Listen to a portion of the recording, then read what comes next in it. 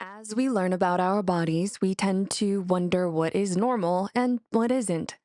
That goes for our physical and mental traits. So you may have wondered, am I masturbating too much? It's a worthwhile question to ask. Everyone is different, but sometimes when you recognize that your habits might be a little extreme, it's good to pause and really think about it. That being said, if you do find yourself relating to these points, just know that there's nothing to be ashamed of. This topic is important enough to discuss with a qualified professional. If you're concerned about your habit and you want to know more about it, you're on the right track, so let's get into it. When is it too much? There are a lot of factors that influence your sex drive. For example, how well you sleep, how much you exercise, and of course, your hormones. Your hormones can sometimes feel like they're working against you. Maybe you don't want to be thinking about sex constantly, but your hormones just won't give you a break. But trying to fight your hormones isn't really an option either. Hormones are chemicals, and their balance can greatly influence your emotions and behavior. Trying to influence your hormones would involve medication, which as a teenager could stunt your development. But your hormones making you want to masturbate isn't a bad thing. It's natural, and according to a study published in Archives of Sexual Behavior, early masturbation experience won't damage your development and adjustment into adulthood.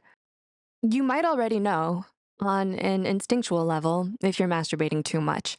If you're doing it multiple times a day, repeatedly to the point that it feels like your body can't keep up, you're probably doing it too much. If it's disrupting your life and you find yourself planning your day around when you can masturbate, you're definitely doing it too much. It affects your baseline happiness. During COVID-19, researchers looked into how it affected people's habits. Interestingly, they found that sexual desire and arousal were no longer the only or even the main motivators for masturbation. Both men and women would masturbate as a relief from anxiety, depression, and boredom. The issue, however, is that when you are secluded and turning to a specific action or substance for relief, you could become addicted, especially if, after masturbating, you're still bored or anxious. Over time, you might find yourself feeling distracted or frustrated as you constantly search for a time and place to masturbate. When you start to rely on masturbation to feel happy, or at least normal, your baseline happiness has shifted. Your level of happiness shouldn't depend on a substance. We see this with addicts where they have to start their day with a cigarette or weed, or in this case, masturbation. Sure, some habits can help you feel like you're ready for the day, but you shouldn't feel frustrated or hollow until the habit has been fulfilled. Your relationship with sex will change. This is a good way to test if you're masturbating too much. If you're in a relationship and you have a preference for masturbating rather than intercourse, it could be that the sex isn't great or you're desensitized through masturbation. You might feel too lazy for sex if you've got your mind used to the instant gratification of porn and masturbation. This could hold a lot of negative implications for future relationships. Sexual satisfaction is a building block of relationship satisfaction for many people. Being unable to practice intimacy with your partner can make you and your partner more stressed. And if anxiety and stress are triggers for your masturbation habit, it could become a seemingly unending cycle. This scenario only really applies to those who really do masturbate too much. Depending on what your relationship is like, masturbation while in a relationship is common. People have different libidos, and sometimes schedules can push couples to miss out on sex for weeks at a time. But if you are repeatedly missing out on sex because of masturbation, you're probably doing it too much. Masturbating more doesn't help. We've mentioned it before, but there is a connection between your mental state and your intention to masturbate.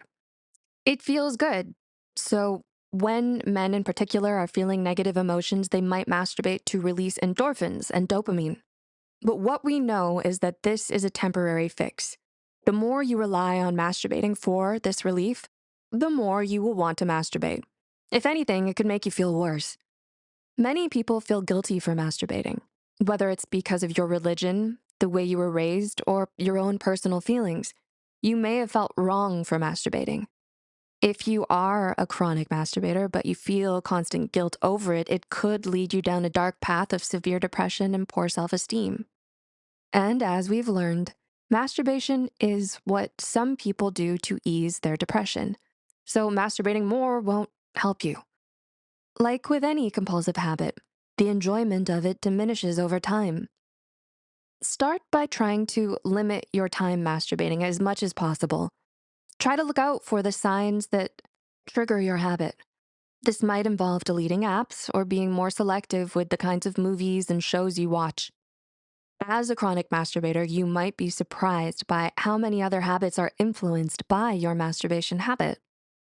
It can be difficult to admit that you might have a problem, especially with something as personal as your masturbation habits. Remember, if you're young and experiencing hormones at a level you never have before, it'll probably slow down eventually. Just try not to become dependent on masturbating.